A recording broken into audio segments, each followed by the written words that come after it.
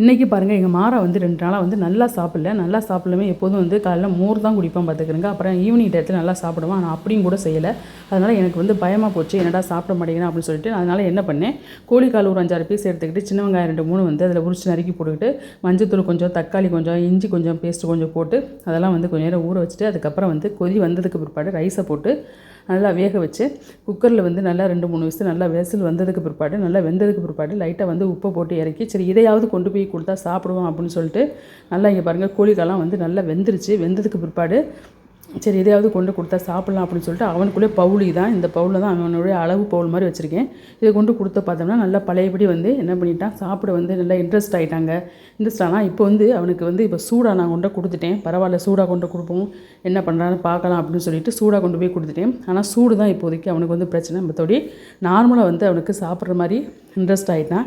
இங்கே பாருங்கள் பழையபடி நல்லா சாப்பிட்றாங்க. இப்போ தாங்க வந்து எனக்கு மனசு திருப்தியாகவே இருக்குது.